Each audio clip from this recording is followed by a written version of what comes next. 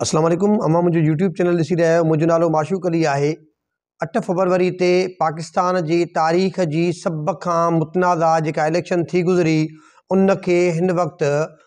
तमामु सियासी जमातुनि ऐं जिन खे जेको आहे त इलेक्शन में जेको आहे त जिन जो मैंडेट चोरी कयो वियो, जंहिंमें पाकिस्तान तहरीक इंसाफ़ आहे, जमात इस्लामी आहे, JUIF आहे ऐं GDA आहे, उन्हनि पारां इलेक्शन के जेके नतीजा जेके ॾिना विया उन्हनि खे रद्द कयो वियो आहे ऐं सॼे मुल्क में उन्हनि जे ख़िलाफ़ु जेको आहे त एहतजाजी तहरीक जेका शुरू कई वई आहे ऐं माण्हू सरापा एहतजाज आहिनि ऐं एहतजाज इन करे बि करे रहिया आहिनि त हर घिटी में, हर शहर में, हर ॻोठ में माण्हू इहो चई रहियो आहे त जंहिं पार्टी खे, जंहिं उम्मीदवार खे खटायो वियो आहे, असां इन माण्हू खे या इन पार्टी खे क़तई तौर ते वोट नाहे कयो, पर बावजूदि उन जे नतीजा जेके आहिनि उहे बिल्कुलु जेको आहे त उबतड़ आहिनि ऐं माण्हू हिन वक़्तु पंहिंजे चोरी थियल वोट जे लाइ जेको आहे त रोडनि ते निकितल आहिनि। ऐं उन हवाले सां जेको आहे ताज़ो हाणे प्रेस कॉन्फ्रेंस कई आहे जमायत इस्लामी जे हाफ़िज़ नईम अहमद। उन्हनि जो चवणु हुयो त असां जेका तव्हां असांखे जेके ख़ैराती तौर ते हिकिड़ी सीट जेका ॾियो था, असां तव्हां खां उहा 1 या 2 सीटूं क़तई तौर ते वठण लाइ तयारु न आहियूं। इहे सीटूं पंहिंजूं पाण वटि संभाले रखो। ऐं उन जेको आहे त इहो चयो जेको असांजे मथां तव्हां जाली मैंडेट जेको तव्हां मुसलत कयो था, ख़ासि तौर ते कराचीअ में जेको MQM खे बरतरी ॾिनी वई आहे, जेको आहे त बनिस्बत जेको आहे असांजो जमायत इस्लामी जे, ऐं उन्हनि जेको आहे त इन खे क़तई तौर ते तस्लीम करण खां इनकार कयो आहे ऐं उन्हनि पारां पिटिशन फाइल कई वई आहे त तव्हां असांजो जेको वोट हुयो उन खे चोरी कयो आहे ऐं असांजे मथां जाली मैंडेट तव्हां मुसलत कयो था। ऐं ज़ाहिर आहे जेको फॉर्म 45 जेको बुनियादी पोलिंग जो जेको रिज़ल्ट आहे, हिननि मुतालबो कयो आहे जेको आहे त फॉर्म 45 जे बुनियाद ते जेके बि नतीजा आहिनि उहे जेको आहे त फौरी तौर ते पधिरा कया वञनि ऐं उन खां अलावा जे अगरि उहे ज़ाहिर नथा कया वञनि त जेको आहे त उन्हनि आला इदारनि खां ऐं जेको आहे त जेके अदलिया आहे उन खां मुतालबो कयो आहे त फौरी तौर ते कराची में जेको इलेक्शन थी आहे उन खे कलदम करार ॾेई कराचीअ में नए सिर जेको आहे त चूंड कराई वञे त ताकी सही जेको नतीजा आहिनि उहे अची सघनि ऐं जेको माण्हुनि जो जेको वोट जेको आहे उहो जेको आहे पंहिंजे राय ॾेई जेको उन्हनि इस्तेमालु कयो आहे, सही जेको आहे उन्हनि जा जेके मनपसंदि जेके अॻुवान आहिनि, जेके मनपसंदि उम्मीदवार आहे, उन्हनि ताईं पहुची सघे ऐं उहे नतीजा सही नमूने सां ज़ाहिर कया वञनि। उन खां अलावा गुज़िरियल ॾींहुं जेको लाहौर में पुरतशद्दुद जेके वाक़िया जेके थिया आहिनि, माण्हू पाकिस्तान तहरीक इंसाफ़ जा जेके चाहींदड़ आहिनि, उहे वोटर सपोर्टर आहिनि, उहे जेको एहतजाज करे रहिया आहिनि ऐं उन्हनि जे मथां जेको पुलिस जेको वहशियाणो तशद्दुद कयो आहे, उन में जेके तस्वीरूं अचनि पियूं, जेके वीडियोज़ अचनि पिया, उन में वाज़े तौर ते ॾिसी सघिजे थो त पुलिस पुरतशद्दुद जेके वाक़िया जेके रहनुमा कया आहिनि ऐं आम शहरनि खे मारकुट कई आहे, जेके औरतूं आहिनि उन्हनि खे गेलियो वञे थो ऐं उन खां अलावा गाॾियुनि खां कीअं पाकिस्तान तहरीक इंसाफ़ जा झंडा लाथा वञनि था ऐं माण्हुनि खे कीअं हिसायो वञे थो। ऐं हालांकि हिन वक़्तु मुल्क जी सभ खां वधीक सीटूं रखंदड़ जेको आहे पाकिस्तान तहरीक इंसाफ़ आहे, पर जिन माण्हुनि खे इहा शइ पसंदि न आहे, जेके न पिया चाहिनि त पाकिस्तान तहरीक इंसाफ़ कंहिं तरीक़े सां अॻिते अचे ऐं उन्हनि जी नफ़रत जो जेको तरीक़ो आहे हाणे इहो अवाम जे मथां ईअं निकिरे पियो। उन खां अलावा जेको असां वटि जेका निगरान हुकूमत आहे ऐं उन बि जेको आहे त पंहिंजो जेको तरीक़ो अपनायो या जंहिं तरीक़े सां जेको आहे उन्हनि पंहिंजो आख़िरी जेको हाणे उन्हनि जो टाइम पूरो थियण वारो आहे, उन्हनि जेको किरदारु रहियो आहे उन्हनि जो बि इंतिहाई मशकूक रहियो आहे ऐं हालांकि उनखे न्यूट्रल रहणु खपे आहे, उन्हनि खे जेको आहे त ग़ैर जानिबदार रहणु खपे आहे, पर तव्हां पाण ॾिठो त गुज़िरियल ॾींहुं जॾहिं चूंड नतीजा जॾहिं अचण खां बाद में शहबाज शरीफ़ ऐं इसहाक़ डार जी जेका पहिरीं मुलाक़ात जेका थी आहे उहो वज़ीर आला पंजाब आहे मोहसिन नक़वी, उन सां जेको आहे हुकूमत साज़ी जे हवाले सां उन्हनि जी जेको आहे त मुशावरत थी आहे, गॾिजाणी थी आहे। या उन खां अलावा जेके कराची में MQM जो जेको गवर्नर जेको आहे, उन गवर्नर जेको वफ़द जी सूरत में जेको आहे कामरान टेसूरी, जेको आहे ख़ालिद मक़बूल सिद्दीकी ऐं फारूक सत्तार, उन्हनि खे वठी कीअं इस्लामाबाद में वञी जेको आहे त मुस्लिम लीग नून जे जेको आहे त क़ाइद मियां नवाज़ शरीफ़ ऐं शहबाज शरीफ़ उनजे वफ़द सां कीअं उनजी मुलाक़ात कराई ऐं हालांकि हिननि माण्हुनि जो को किरदारु न हुजणु खपे आहे। ही जेके हिन वक़्तु जेके निगरान जेको सेटअप आहे उन्हनि खे पाण खे ग़ैर जानिबदार रखणु खपे, पर हिननि जी एक्टिविटी मां, हिननि जे जेको आहे त इन अमलनि मां साफ़ ज़ाहिर आहे त ग़ैर जानिबदार न आहिनि। ऐं त जॾहिं इहे माण्हू ग़ैर जानिबदार न आहिनि त पोइ इन खे चवण में बिल्कुलु बि कंहिं क़िस्म जी का हबक न आहे त जेके चूंडियूं थियूं आहिनि उहे शफ़ाफ़ थियूं आहिनि, जंहिंजे मथां पाकिस्तान समेत पूरी दुनिया आङुरियूं खणी रही आहे त पाकिस्तान जी तारीख़ जी बदतरीन जेको आहे बदतरीन दांधरी ज़दा जेका इलेक्शन आहे उहा 2024 आहे। ऐं उन खां अलावा जेको इलेक्शन जे ॾींहुं तव्हां पाण ॾिठो त पाकिस्तान में कीअं मोबाइल सर्विस खे बंदि कयो वियो। मोबाइल सर्विस खे बंदि करण जो मक़सदु सिर्फ़ु ऐं सिर्फ़ु इहो हुयो त जेको PTI जो वोटर आहे उहो जेको आहे सही माना में पंहिंजे वोट जो हक़ इस्तेमालु न करे सघे। ऐं हालांकि PTI जे मथां जेके पाबंदियूं हुयूं, जेके उनजे मथां जेको सोढ़ उनजे मथां कई वई, उनजो पार्टी निशान खसियो वियो। उमेदवारनि खां जेको आहे त बिल्कुलु उनखे बाज़ाब्ता मुहिम खां रोकियो वियो। उन्हनि जूं कैंपूं कोन हुयूं ऐं उन्हनि में जेके पोलिंग एजेंट हुया ऐं अक्सर जेके पोलिंग जेके हुयूं उन पोलिंगनि में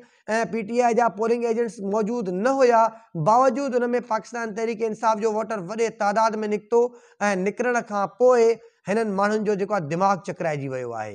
हिननि जो ख़्यालु इहो हुयो त PTI जो वोटर सिर्फ़ु ऐं सिर्फ़ु जेको आहे त मोबाइल सर्विस बंदि थियण जे में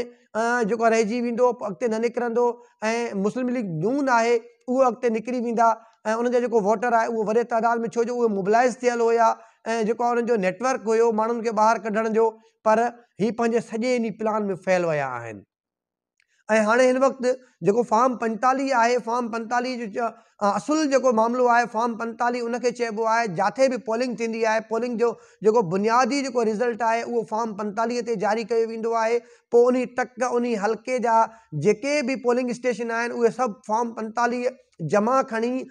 करे RO ऑफिस में उन RO वटि जॾहिं उते पेश कया वेंदा आहिनि, जुमिले जेको आहे उन सभिनि खे काउंट कयो वेंदो आहे। तमामु फॉर्म 45 जा रिज़ल्ट जेके आहिनि उहे प्लस करे उन खां बाद में पोइ फॉर्म 47 जंहिंखे चइबो आहे, मजमूई तौर ते फॉर्म 45 ते जेको लिखियलु रिज़ल्ट आहे उन बुनियाद ते ई फॉर्म 47 कढियो वेंदो आहे ऐं फॉर्म 47 में उन उमेदवार जी फ़तेह ऐं नाकामी जो जेको नतीजो उहो ज़ाहिर कयो वेंदो आहे। हाणे मसइलो छा आहे त पाकिस्तान तहरीक इंसाफ़ वटि तमामु जेके रिज़ल्ट आहिनि, तमामु जेके नतीजा जेके ज़ाहिर कया विया आहिनि उन्हनि जे उबतड़ ऐं बुनियादी पोलिंग जो जेको फॉर्म 45 आहे उन्हनि वटि महफ़ूज़ आहिनि। हाणे हीअ दूरियूं परेशान थी वियूं आहिनि, छो जो हिन जी प्लानिंग बि ईअं हुई त पाकिस्तान तहरीक इंसाफ़ जे एजेंट्स खे, छो जो एजेंट्स घणे भाङे हुया ई कोन ऐं हिननि ताईं इहो फॉर्म 45 पहुतो कीअं आहे।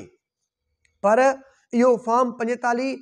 जेको पाकिस्तान मुस्लिम लीग नून जो जेको मीडिया सेल हुयो, मीडिया सेल मां ई पाकिस्तान मुस्लिम लीग नून जा जेके माण्हू हुया उन्हनि ई पाकिस्तान तहरीक इंसाफ़ जे अॻुवाणनि ताईं ऐं उन पार्टीअ जे ज़िम्मेवार माण्हुनि ताईं इहो फॉर्म 45 पहुचाया आहिनि। हाणे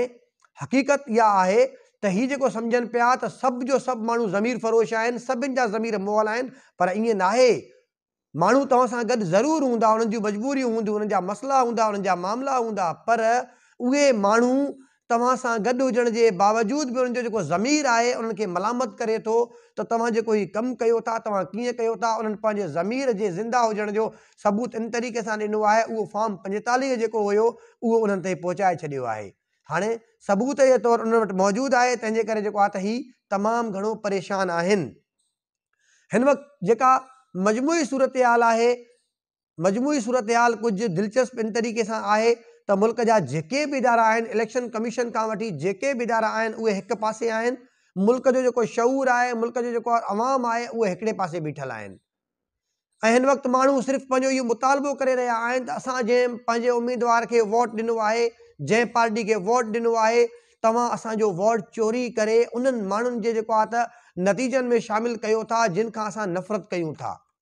जिन माण्हुनि हिन मुल्क खे तबाह कयो आहे, जिन माण्हुनि असांजी मईशत खे तबाह कयो आहे, जिन माण्हुनि असांजे बचनि जे मुस्तक़बिल सां खेॾिया आहिनि, तबाह कयो आहे, हिकु दफ़ो ॿीहर तव्हां जेको आहे कूड़ा नतीजा, कूड़ा रिज़ल्ट ठाहे करे उन्हनि माण्हुनि खे असांजे मथां मुसलत करण जी कोशिशि कयो पिया। मुल्क में हिन वक़्तु जेका सूरत हाल आहे इंतिहाई तशवीशनाक आहे। मुल्क में तमामु जेके जमातूं आहिनि सरापा एहतजाज आहिनि ऐं उहे जेके सिर्फ़ु हाणे मां 2 ॾींहं अॻु में जेको तव्हां सां ॻाल्हि कई, हिकु दफ़ो ॿीहर हिननि जी जेको आहे ख़्वाहिश आहे त PDM तर्ज़ जी हुकूमत हिकिड़ी ठाही वञे ऐं ॿीहर जेको आहे पाकिस्तान जे मथां इन चोरनि खे, इन्हनि जेको आहे त धाड़ेरनि खे मुसलत कयो वञे। हिकु दफ़ो ॿीहर जेको पाकिस्तान जो जेको मईशत जो ॿेड़ो जिन गरक़ कयो 16 महीननि में, हिकु दफ़ो ॿीहर हिननि खे मुसलत करे पाकिस्तान जो रहियो खुयो जेको आहे उनखे बि गरक़ करे ऐं पाकिस्तानी अवाम जी जेको मुस्तक़बिल आहे उनखे तबाह कयो वञे ऐं उनखे ऊंदाही में विधो वञे। पाकिस्तान जे आज़ादु थियण खां बाद में जेको असांजो बांग्लादेश असांखां जेको आहे त 71 खां असांखां जेको टुटरो हुयो, उन खां बाद में उनखे ॾिठो वञे त उनजो जेको टको आहे उनजो टको बि असांखां वधीक आहे, असां उन टके जा बि न आहियूं रहिया। पाकिस्तान सां गॾु जंहिं आज़ादी वरिती असांजो पाड़ेसरी मुल्क आहे हिंदुस्तान, ऐं उन जे जेको रुपए जी क़दर में असां केतिरो किरियल आहियूं। असां सां गॾु असांजो पाड़ेसरी मुल्क अफ़गानिस्तान आहे, उन में डॉलर जी क़ीमत ॾिसो, असां वटि पाकिस्तान में डॉलर जी क़ीमत ॾिसो। असां वटि पाकिस्तान में 150 रुपया किलो अटो मिले थो, पर असांजे पाड़ेसरी मुल्क में 25 रुपया किलो अटो मिले थो। हीउ ज़ुल्म छो था कयो तव्हां? माण्हुनि जे मुस्तक़बिल सां छो था खेॾो तव्हां? हिन वक़्तु जेके माण्हू तव्हां मजबूर था कयो माण्हुनि खे, ऐं जेको आम माण्हू आहे, जेको नौजवान आहे, तव्हां उनखे मजबूर था कयो बग़ावत करण ते, तव्हां मजबूर था कयो उन्हनि खे जेको आहे त इदारनि जे साम्हूं बीहण ते। ख़ुदा खे मञो, पाकिस्तान जे मथां रहम कयो। हीउ मुल्क हूंदो त तव्हांजी हुक्मरानी बि हूंदी। हीउ मुल्क हूंदो त तव्हां हितां लूटमार बि करे सघंदव, खाई सघंदव, तव्हांजो स्टेटस हूंदो, तव्हांजो मक़ाम हूंदो। तव्हां छो था हिन मुल्क सां खेॾो, हिन मुल्क जे मुस्तक़बिल सां खेॾो, तव्हां नौजवाननि जे मुस्तक़बिल सां खेॾो, अवाम जे उमंगुनि सां छो था खेॾो तव्हां? ख़ुदा खे मञो, पाकिस्तान जे मथां रहम कयो। माण्हुनि जिन खे चूंडियो आहे, जिन खे अॻिते आणण जे लाइ जेको ख़्वाहिशमंद आहिनि, ख़ुदा खे मञो, अवाम जो जेको मैंडेट आहे उनखे तस्लीम कयो। उन मैंडेट खे तस्लीम करे जेके हक़ीक़ी नतीजा आहिनि उहे पधिरा कयो, उहे ज़ाहिर कयो। ऐं जेके हक़ीक़ी उम्मीदवार जेके खटे आया आहिनि, उहे नतीजा आणे हुकूमत उन्हनि जे हवाले कयो। हिन पाकिस्तान जी जेको आहे त तबाही जा ज़िम्मेवार तव्हां पाण खे न ठाहिरायो त भलो आहे, न त तारीख़ तव्हांखे कॾहिं बि माफ़ न कंदी। तारीख़ में तव्हांजो नालो स्याह बाब में लिखियो वेंदो त हिन पाकिस्तान जे जेको आहे जेके ही नाला आहिनि, हिन पाकिस्तान जे मुस्तक़बिल सां खेॾियो हुयो, हिन पाकिस्तान जी तबाही में जेको आहे त पंहिंजो जेको आहे हिसो विधो हुयो, ऐं तव्हांजूं नस्लूं जेको आहे त कंध हेठि करे जेको घुमंदियूं, अखियूं अखियुनि में मिलाए कोन सघंदियूं। सो ख़ुदा खे मञो, जेके माण्हू फ़तियाब थिया आहिनि, जेको हक़ीक़ी नतीजा आहिनि उहे ज़ाहिर कयो, ऐं हुकूमत जेका आहे, जिन जो जेको हक़ बणिजे थो, उन्हनि जे हवाले कयो। सो जीअं जीअं डेवलपमेंट थींदी रहंदी, तव्हां ताईं जेके अपडेट आहिनि पुॼाईंदा रहंदासीं। मुंहिंजो यूट्यूब चैनल आहे माशूक खोसो ऑफिशियल नाले सां, उनखे सब्सक्राइब कयो, बेल आइकन जो बटन आहे उनखे दॿायो, ऐं मुंहिंजो सोशल मीडिया ते पेज आहे माशूक अली खोसो नाले सां, उनखे वधि खां वधि फॉलो कयो, लाइक कयो, कमेंट कयो, शेयर कयो, त जीअं अपडेट्स आहिनि तव्हां ताईं पहुची सघनि। वरी नए प्रोग्राम ताईं पंहिंजे मेज़बान माशूक अली खोसो खे इजाज़त ॾींदा। वॾी महिरबानी।